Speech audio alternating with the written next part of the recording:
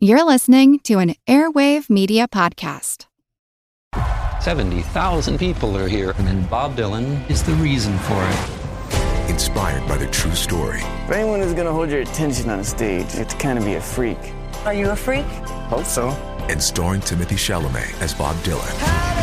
He defied everyone. Turn it down! Play loud! To change everything. Make some noise, BD. Timothée Chalamet, Edward Norton, Elle Fanning, Monica Barbaro. A complete unknown. Only in theaters Christmas Day. Rated R. Under 17, not admitted without parent. Hey, I'm Ryan Reynolds. Recently, I asked Mint Mobile's legal team if big wireless companies are allowed to raise prices due to inflation. They said yes. And then when I asked if raising prices technically violates those onerous two-year contracts, they said, "What the f*** are you talking about, you insane Hollywood ass?"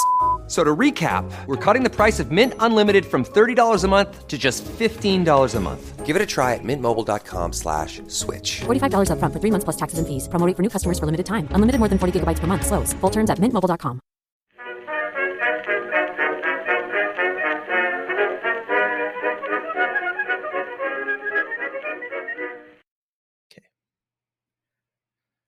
Hello, everyone, and welcome to another History of the Second World War interview. Today, I'm joined by Ginny Grant, the editor of The Price of Victory, memoir of the commander of the 1st Polish Armored Division, which is the memoir of General Stanisław Maczek. Ginny, how's it going this morning? I saw a social media post that made it seem like this book is selling better than expected. No, it absolutely is. It's one of those where you launch it onto the market, the memoirs of a Polish general, launched sort of 70 years after it's written. And I think the publishers were a little bit wary about how it might sell, but it's doing so well. I've been promoted it shamelessly to all of the sort of the descendants of the 1st Polish Armored Division. But the big hope with it was that it was sort of branch out into sort of British Western understanding of the Polish contribution. Because that's, if you're brought up Polish, that's with mother's milk, is that nobody appreciates us. So yeah, that's kind of the thinking behind bringing it out, is that people would get a much better sense of, what it is that the Poles did and how it was a different perspective for them compared to the Brits or the Americans, say. Yeah, in all the Polish contributions, especially what we're about to talk about today, are so interesting because often they start in Poland and then they migrate to Western Europe. And so it's a really interesting journey, I think, for a lot of these men. Yeah, absolutely. I mean, this is it. But by the time, we get to sort of 1944 and the Brits have done a couple of sort of exercises around the UK. And I mean, these Poles, I think the best journey I've seen is a chap who gets to Vilna, gets a Japanese embassy visa to Japan, gets the Trans-Siberian Railway in 1939, then takes a ship and crosses the whole of Canada. And then he's there just as the Poles are sort of recruiting for the Polish forces. But yeah, I mean, the majority of them, certainly if you look at sort of Maczek's brigade, cross over into Hungary. And then they sort of work their way through to the Polish army in France. And then a lot of them are engaged fighting in sort of June 1940. And then a quarter of them managed to actually escape from that to the UK. So they're doing all of this having left family and friends behind in Poland. They've seen, combat in at least sort of 2 situations. And then they're arriving in this sort of 3rd destination, really. And it's really interesting looking at both how the Poles and Brits sort of, the idea wasn't that they would hook up permanently. I always see it as like a bit of a Tinder date, the sort of whole Anglo-Polish agreement. And they end up having to sort of live together for the next 4 years. That is hilarious. Just the Tinder analogy there is absolutely fantastic. But let's step back just a moment and talk about General Maczek. This is his memoirs. I guess, who is this guy, particularly before kind of the war? Sort of what is his background? What is his sort of biography, I guess, before the start of the war in 1939? Yeah, so he's born 1892 in the Austrian Empire. There was no Poland in 1892. It's been partitioned. He is of Croat descent, Polish descent. He's a very educated young man. He wants to go to Lwów University to study natural sciences. He switches to philology, so he's looking at expressions of emotions in literature. He's looking at Thomas Aquinas. He's an incredibly cultured, intelligent chap. And then the Second World War breaks out, and he's drafted into the Austrian army. So he then specializes in mountain warfare on the Italian front. And he's up there when it looks like the armistice is about to break out. And he's part of a unit that wants to fight for Austrian honor to the end. And he says, sayonara, chaps. And he hops on his skis and disappears down the mountain. And he goes and volunteers because Poland is formally independent, but there's the small matter of all of its borders to negotiate with its neighbours, which they do quite forcefully. So he ends up sort of being drafted first to sort of liberate Lvov from the Ukrainians. He's involved in the Polish-Soviet War and so forth, and then sort of commits to joining the army professionally. So he does some intelligence work, but he's mainly sort of in charge of infantry units until we get to 38, when he's put in charge of this motorized cavalry brigade. So it's pretty much the only entirely mechanized unit in the Polish army at this point, which, can I stress, is not unusual. If you look at all the sort of German footage, it's horses left, right and center. But Poland is a relatively poor country, and its actual budget, although it's quite huge proportion of Poland's budget, is actually a tiny fraction of what Germany is spending on its rearmament. German propaganda really, really wanted to focus on the Polish horses while pointing its cameras at German tanks. We really wanted to keep that dichotomy there. And the Poles kind of go along with it a little bit. I mean, they actually think that it will be a weakness that the Germans are relatively mechanized, because the Polish roads won't be able to take it. You'll have these slow columns. You'll actually, in that sort of scenario, they're saying, the cavalry can come and actually pick them off relatively easily. So it's just kind of part of Poland's misfortune that you have a really dry few weeks and the roads are baked hard, and that really helps the German advance. So after the Germans attack, sort of what is Maczek doing during this time? You mentioned that he was, part of this new, somewhat unique Polish formation. So what is his fighting? If I remember correctly, he's fighting down in southern Poland. So it's in the sort of southwest. You get Germans advancing through Slovakia, which was supposedly neutral, but they had been doing sort of exercises in that area. I mean, the Polish intelligence, they knew that there was a buildup of German forces. These guys are not sort of taken by surprise in this sense. The first phase of the war was basically the Poles have a decision to make. There are no real sort of geographical borders till you get to the centre and you get to the Vistula and the Sam. But you're going to have to abandon a lot of your industrial equipment, a third of your land. And the Poles are, as I imagine the Ukrainians are today, very conscious that if they abandon this territory, the Allies may well just gift that to Hitler as the price of peace. So there's all these sort of political considerations as well as military, even though militarily it makes more sense. So the idea is that they would hold them back as long as possible. They would withdraw. They would then sort of defend this particularly strong line. And at that point, France and Britain would get their act together and create this second front, which they very much don't. Yeah. I think I've often said that the Poles were afraid of getting Municked, which is why they, were so concerned about sort of defending near the border. And they were expecting the British and French to do anything when they were attacked.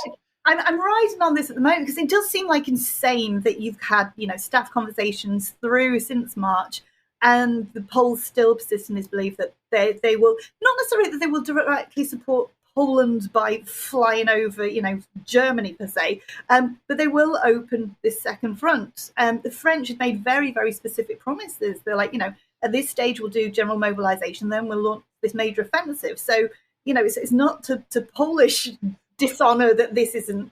The Brits are obviously a little bit stuck in that they have to work with the French, who are adopting this entirely sort of defensive posture behind the Maginot Line. I mean, I was doing a quick calculation that the British, their loan comes through too slowly. They do pack off a few sort of ferry battles and hurricanes, but they don't arrive in time. As it is, the Poles contribute their entire merchant navy to the British cause. And I think we pass on 3 boxes of wireless field sets as material, which, when the Poles feel quite hard done by, that there's a degree of justification there. Maczek and his men fighting in sort of southern Poland, and then they eventually get out of Poland. What was the journey like maybe for him and those around him during this time? Yeah, so, I mean, he's sort of, obviously sort of withdrawing. The idea is that he would sort of buy time for the other sort of Polish armies to regroup, and this falls apart. There's problems with leadership, communication, and so forth. And then obviously almost none of that matters, because then the Soviet Union enters on the 17th of September, and Poland has no allies. She's got no supply routes. There is no way she can continue to fight in this situation. Before the war, the idea was that Russia would be the route for all of her raw materials. So she's done. The army is ordered to cross over where they can, so usually sort of Hungary, Romania. They're then interned by the Hungarians, and they all need to kind of negotiate their way out of it. So you could get your camp commandant drunk or make up. In Maczek's case, it's brilliant. His wife is interned with him, which doesn't seem particularly chivalrous. And she says that she's having basically female problems and needs to go and consult a medic over in Bucharest. And she goes and she gets a suitcase of civilian clothes and brings them back. And basically this facilitates Maczek and his men, and they get through. And they go a little bit down the railway line and basically just take the train through to France in the end. So, yeah, this is being sort of negotiated on an individual basis. So the guys that come to the UK are like absolutely sort of escape experts with no lack of self-confidence. And, yeah, so he gets to Paris. He's put in charge of training up the Polish army in France. And then he lobbies for the creation of a sort of an armoured unit, which is fine, but the French are quite stingy about anything resembling resources. You know, they're getting sticks to play with rather than machine guns. The tanks, I think they're getting the Renault FTs again, which he's now seen about 3 times since 1920. So, yeah, when France is then invaded, they go, oh, could we please have your amazing armoured unit? And he's like, well, I can give you a bit of it, and it's going to be quite scrappy. But yeah, they are a very disciplined unit. They fight, particularly at sort of, they do night raids on Montbar. They take German prisoners. But again, France then surrenders, and they have to again make their own way through to the UK. There's one amazing bit where they decide that they're safest if they're in, tiny groups. So they've got all the staff officers with scraps of paper and one Michelin road map, and they're copying out the major routes of France. Which is fine, but they say there's no indication of how wide or deep a river is on a road map, so that's quite a surprise for them. I get that could end up in some shocking moments where you're going to have to swim maybe a little further than you expected. Yeah. I do like the fact that we're here today talking about this because Maczek's wife went shopping in Budapest. Well, yeah, absolutely. I mean, I think one of the key things that Maczek's actually really good about, and I think it gets left out of maybe popular Polish narratives, is the role of women generally. And he pays a lot of tribute. You've got Simone Brugge in the Netherlands, for example, who's helping identify where sort of machine gun nests. You've got Diana Napier. You've got some of the Fannies, the first aid nursing yeomanry, who are sort of supporting them. So he's very good at paying tribute to these in a way that you wouldn't necessarily expect in a military memoir. Thinking about these Poles kind of escaping from France, their second great escape of the war, I guess, and they end up in the UK for their never-ending Tinder date. So kind of what was the situation, especially for these troops, sort of between when they get there after the fall of France and then before they sort of go back sort of in 1944? Yeah, so, I mean, if you take Britain's perspective, it's got a number of these exiled armies arriving. The Poles are by far the most numerous. They're a bit of an unknown force. They're armed, they're trained, they're hugely demoralised, and there's a hell of a lot of them. So the first impulse is to pack them up off to Glasgow, where they can do less damage. And yeah, you know, obviously Britain is reeling from Dunkirk, and every day it's having discussions about how best to employ these forces, what the morale is like. They do all these surveys. You've got the Norwegians, for example, rock up, and they've got boots, but I don't think they've got underwear. The Poles, I think, have taken loads of French uniform from various I don't know. So yeah, they work out that they can be devoted to building and then manning coastal defences in eastern Scotland as a priority, because I know some people talk about it as being, you know, given a sort of pack of crayons and sent to play in a corner sort of thing. But there is a discussion, the first British civilian on mainland Britain to be killed is in the Orkneys. You've got that sort of route through Scandinavia and Scapa Flow is really, really significant. So it's not that they were just sort of sidelined, though there is a tiny element of that.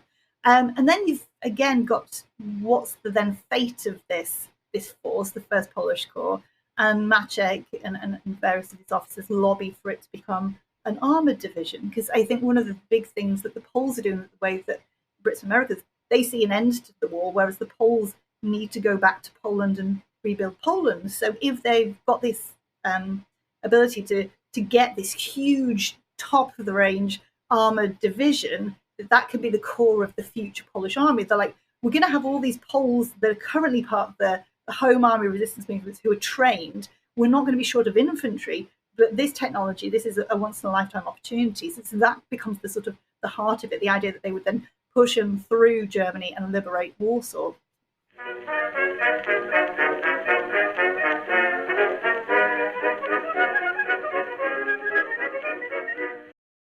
This episode is brought to you by LifeLock. The holidays mean more travel, more shopping, more time online, and more personal info in places that could expose you to identity theft. That's why LifeLock monitors millions of data points every second. If your identity is stolen, their US-based restoration specialist will fix it, guaranteed or your money back. Get more holiday fun and less holiday worry with LifeLock. Save up to 40% your first year. Visit LifeLock.com/podcast. Terms apply. This episode is brought to you by AWS. Amazon Q Business is the new generative AI assistant from AWS. Many tasks can make business slow, like wading through mud. Help! Luckily, there's a faster, easier, less messy choice. Amazon Q can securely understand your business data to help you streamline tasks, like summarizing quarterly results or doing complex analyses in no time. Q got this. Learn what Amazon Q Business can do for you at aws.com/learn more.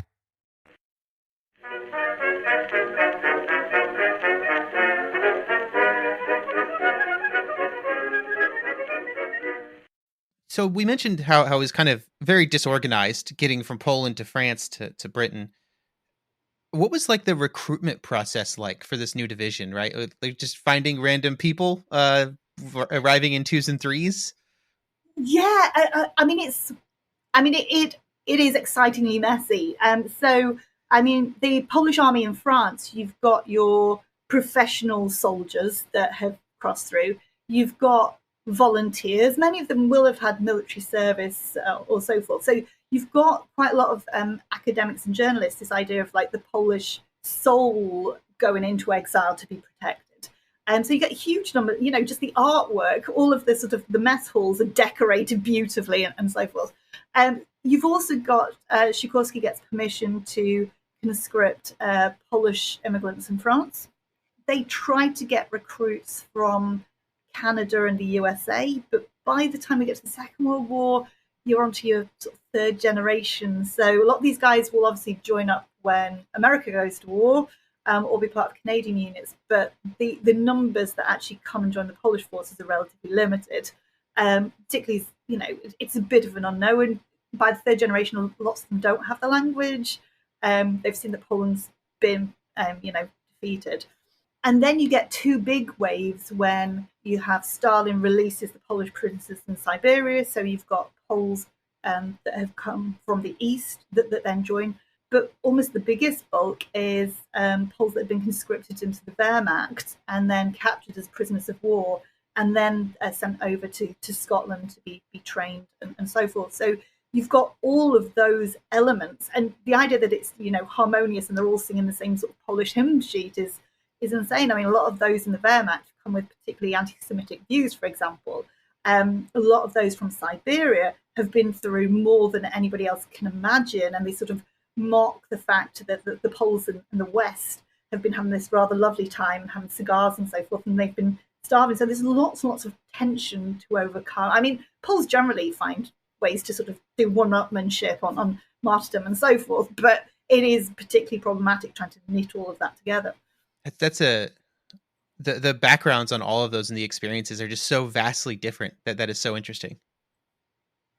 Yeah, absolutely. And then you get it when, obviously, skipping forward a bit, the Poles all then sort of settle, and they settle by unit, and you've sort of rebuilding sort of Polish society. So those based in Warsaw see themselves as the sort of the Warsaw elite, in London. And then you've got the sort of Polish Second Corps. I mean, I went, Polish listeners will know about sort of the All Souls. So the sort of 1st of November, where the Poles go to their family graves and they clean the graves and they put lights, and then there's, sort of a mass is said and all of this. And we went up to the Bradford Cemetery. So that's a small, slightly rubbish town in Yorkshire. But it had mills and textiles, so it was ideal to employ lots of Poles. And you had men who'd served in Sosabowski's brigade, you had a woman who'd survived Auschwitz, you have a lot of the Polish Second Corps that had come up through Italy. It's just a huge mix, and they all have these stories, but the stories don't necessarily leak out into the British community. They get all these different men together from all these different backgrounds and experiences. They get their armored division, and then they go back to France. Yeah. What happens next? So it was decided, partly because of the recruitment problems you mentioned earlier, that they will be part of the second wave. They are scrabbling to meet their full complement. There's these sort of elderly Argentinian men who have been cleaners in the Polish hospital that they then are like, come on, let's put you in as a driver and so forth. So it is and they say they do incredibly well, but this is not ideal. So yeah, they arrive right at the beginning of August, very much in the sort of second wave, but while the sort of battle for Falaise is still ongoing. And they are tied to the Canadian army under Simmons. Their first operation goes badly. I think there's quite a lot of problems in coalition communication and so forth, and different ideas on doctrine on how you use armour and all of this. But then their sort of moment of glory is, as sort of Montgomery described it, as the bottle in the cork. So the German army's effectively been encircled. They can only escape to the east through these couple of roads near Chamonix. Do you mean Chamonix? No, that's in the Alps, isn't it? Not that one. Okay. And then they, so they're built around sort of Hill 262, north and south, over this particular road. And it happens to be the Poles that are in the position to then sort of hold Hill 262 north. They are then cut off. They're at the furthest extremity. There's a little bit of that sort of reluctance to commit all the troops from the south because of fears of sort of friendly fire when the two pincers meet. You've got airdrops that go wide and so forth. So for 3 days, the Poles and this Canadian artillery unit sort of embedded on top of this hill and this utterly intense and brutal fighting.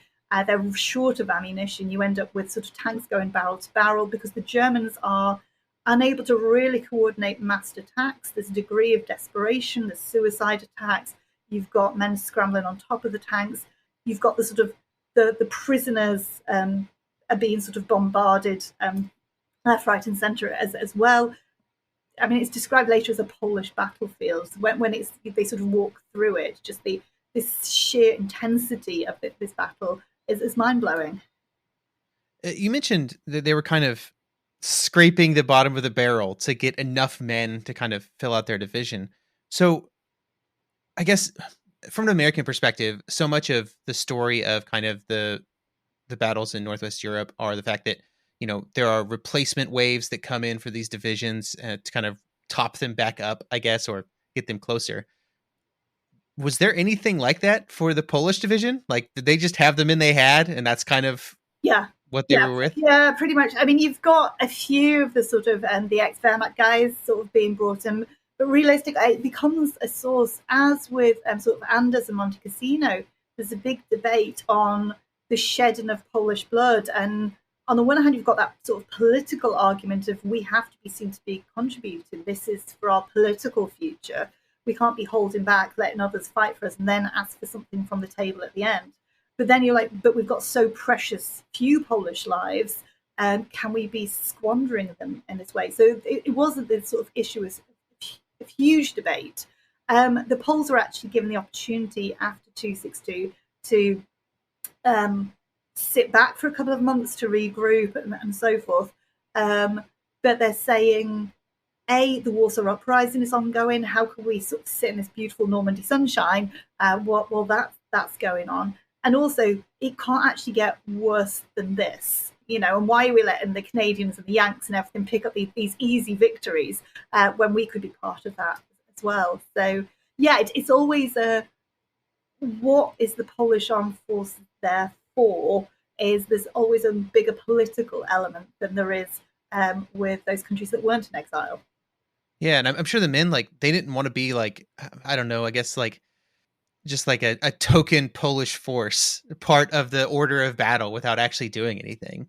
Yeah, I mean, the Brits do that effortless thing where everybody's beneath them. And, particularly when it comes to Poland with all its Zeds and it's all far away and probably quite cold and so forth. So it's one of the sort of touching disparities that Poland considers itself to be, because of the British-Polish agreement, an equal ally, and they are never seen as that by the British.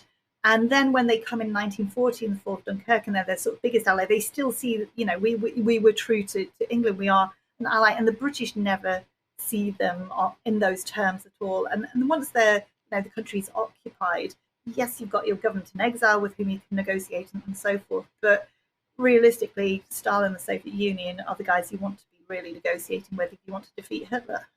Thinking about sort of after Normandy, what does kind of the path between, August 1944 and May 1945 look like? So, you've got effectively, for a few months before the weather comes in, you have this sort of glorious pursuit. So you're liberating French towns. By the time you get to the 6th of September, I don't know if American schools do this, but in Britain we do the World War I battlefields, and you have to go to Ypres, and it's got the rebuilt cloth hall and everything. Mm-hmm. And they have the men in gate, and they play the last post, and it's that town is actually liberated by the Polish division.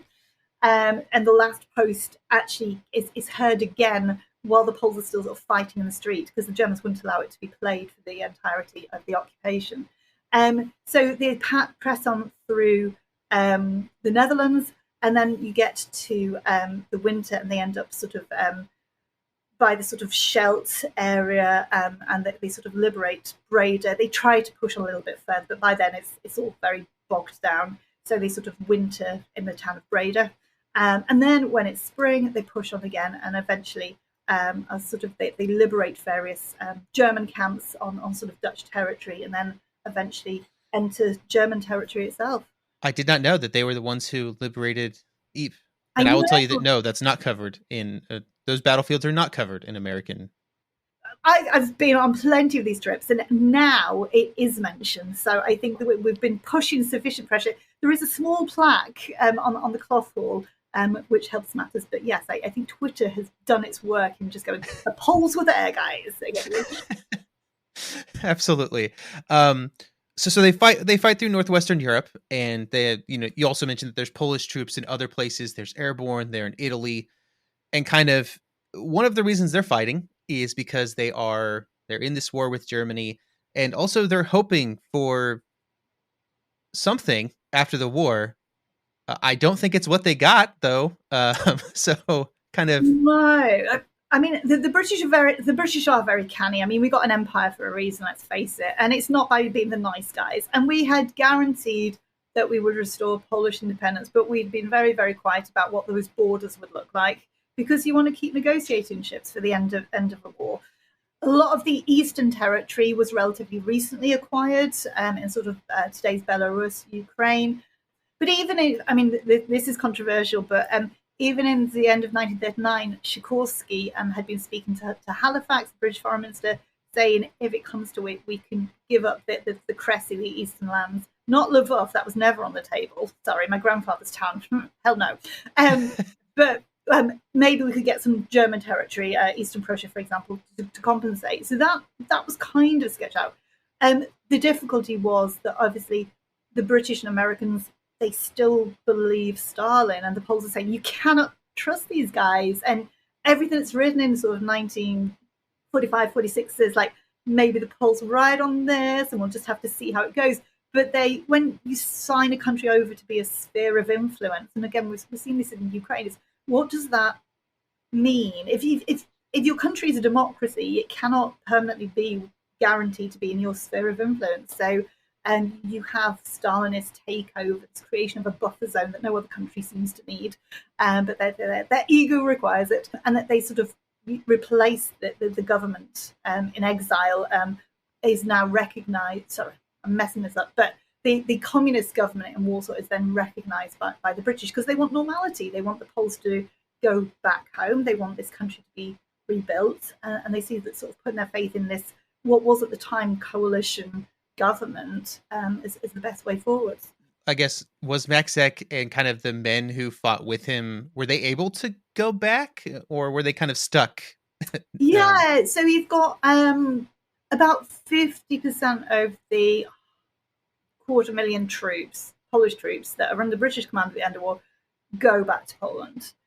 For many of them, that's fine. That's where their family are, their home, and so forth. You've got a Polish division that wears British battle dress even through sort of the communist period, when it's sort of these sort of remembrance days and all of this. You've got obviously a lot of the accusations of being spies, for example. So the airmen that go back, like Skalski, for example, sentenced to death.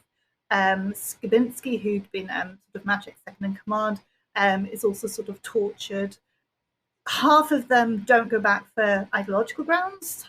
You've got, if your land was in the area that's been taken, what have you got to go home to? And that was true of, most of the troops that ended up as part of the Second Corps. That was their experience. Their land was no longer in Poland. And Maczek himself is hostile. A lot of these sort of senior officers were hostile to the communist takeover and had their citizenship stripped from them. So it was a huge decision for the Poles. The British were pushing for them to return and trying to make it as easy as possible. But Churchill, to his credit, offers the Poles a sanctuary if they wish to stay. And so Maczek stayed in the UK after the war? Yeah, so immediately afterwards, he is put in charge of all of the sort of the Polish forces in the UK. And then, yes, he makes the decision to remain. So he settles in Edinburgh. I think the fact that's most famously known is that one of his men is able to buy a sort of hotel in Edinburgh. He's sort of employed as a barman and so forth. A handful, the British Treasury, bless her, like Satan incarnate, they have their own policies. They ignore foreign policy. They for a moment grant pensions to a handful of senior Polish officers. The majority were not given pensions. These are guys who are professional soldiers now in their sort of mid-50s onwards. They still need to actually make a living. Maczek's got 3 young children, one of whom is severely disabled. So, yeah, he ends up doing that. You've got Sosabowski down in Acton, working in a factory warehouse. I mean, you had my granddad ended up, he'd been a sort of artillery officer working in mills in Bradford. They've got these like dual worlds where they'll go to the Polish club and greet each other by their sort of former ranks and so forth and talk war stories, but they're just one of those damn Poles that you don't really understand in the British workplace. So it's if you were in the Air Force, if you were a young attached man, if you were particularly enterprising, there were opportunities for you. But if you were certainly an older chap, very sort of much one of the military, there were fewer opportunities. Yeah. So you mentioned your grandfather there. So kind of what was his experiences during the war? What was his kind of path through the conflict? So he'd again been a professional officer. We have swanky. We've got photos of his horse. Apparently had numerous mistresses. He had a very, very good time in the Polish army before the war. And then he's originally from Lvov, as Maczek was, or Lviv today. And then he is captured. He is sent to Siberia.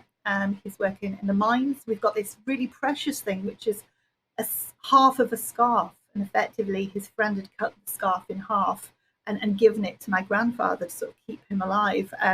They were somewhere in the far north where they got snow blindness and they could see polar bears. And then when the Anders is declared, he becomes part of the Anders Polish Second Corps. So he then comes to Persia and then Palestine, where he meets my gran. He comes to her tent to take his her friend out for a date. And 3 weeks later, he and my gran are married, which I still think is dodgy as heck. But anyway.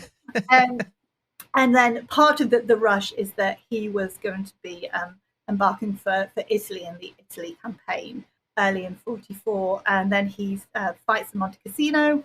And then I think he's employed largely in a sort of training role after that. And the decision is made.